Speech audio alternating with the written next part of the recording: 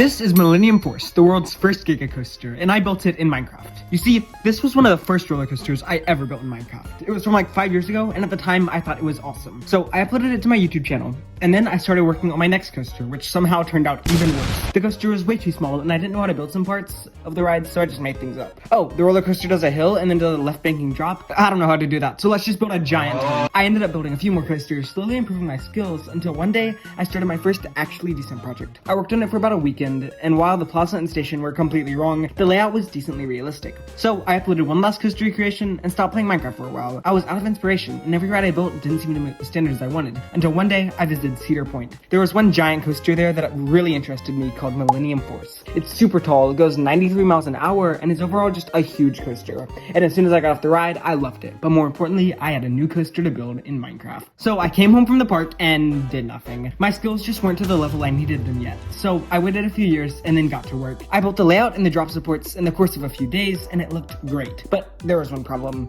To make a bunch of the elements of the ride work, I used barrier blocks, but that looked so stupid with the floating tracks. So we were stuck. I logged off and went back to real life. But wait, after a bunch of research and probably a few computer viruses, I realized that there were a bunch of packs out there that can turn rails invisible. So I downloaded it and it worked great. After we got over this hump, the rest of the ride was a breeze. I quickly finished the rest of the supports, a few tunnels, and some trees, and like that, I was pretty much finished. I built the coaster, and that was what I wanted to do. So I logged off Minecraft and went back to real life. But wait, I had another idea.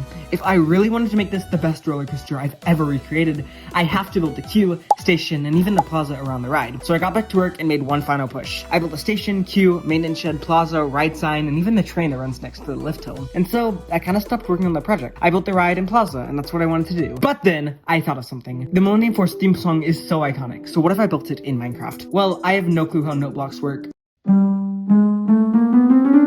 Something like that. So I called my friend. He worked some magic, and boom, it worked like a charm. And then we really were finished, and that brings us to today. Although I've spent a ton of time making this coaster, in the bigger picture, I've only recreated a tiny portion of Cedar Point. However, if this video does good, I'll try to build as much of the park as possible. In a second, I'll show you the full Minecraft ride experience on Millennium Force, including the queue line. If you enjoyed this video, consider subscribing, as I'll hopefully have more videos out in the future. But until then, thanks for watching and enjoy the POV.